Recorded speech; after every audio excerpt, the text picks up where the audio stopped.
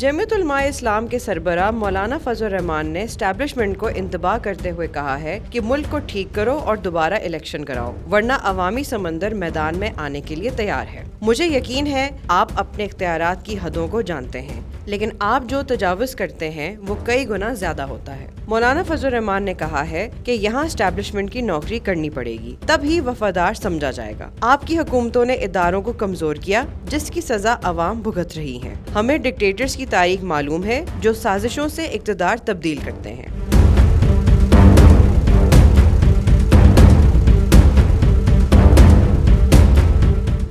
मौलाना फजल रहमान ने कहा कि सरहद पर बाढ़ लगने के बाद कहा गया कि अब कोई अफगानिस्तान से आ सकता है ना जा सकता है। अरबों रुपए की बाढ़ का क्या हुआ? मुसल्लह अफराद कैसे वापस आए? कबायली इलाकों में ऑपरेशन की हिमायत नहीं की, ये हमारा बड़ा गुनाह था। मार्शल लॉ में पाकिस्तान के 3 दरिया बेच दिए गए। उन्होंने कहा कि अगर हमारी एस्टैब्लिशमेंट ये समझती है कि ये लोग थक जाएंगे तो ये उनकी भूल है। 2018 के बाद हमने धांधली के खिलाफ अपनी तहरीक चलाई, उस वक्त भी उनका यही ख्याल था, मगर हमारे हर कारकुन ने इस जद्दोजहद को जारी रखा। मौलाना फजल रहमान ने कहा कि आज के जलसे ने यह साबित कर दिया है कि इंतखाबात में कायम होने वाली असेंबलियां जाली हैं। सिंध असेंबली से लेकर ऐवान सदर तक का सौदा हुआ, असेंबलियां खरीदी और बेची गई हैं। हम उनके लिए रुकावट और खतरा थे और हमें हरवाना उनके मकासद में शामिल था। हम ऐवानों में होते तो ये ना जजीरे बेच सकते और ना ही कोई और गलत काम कर सकते थे।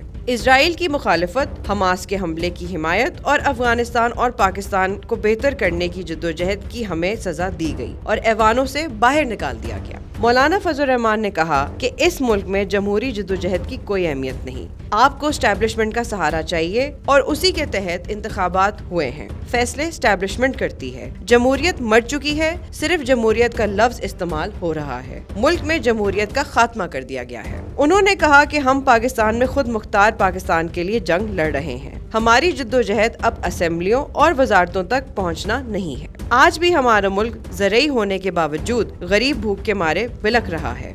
हालत यहाँ तक पहुँच गई है कि इदारों की निचकारी हो रही है। अब हमारी जद्दोजहद सड़कों पर हकूक़ के हसूल तक जारी रहेगी।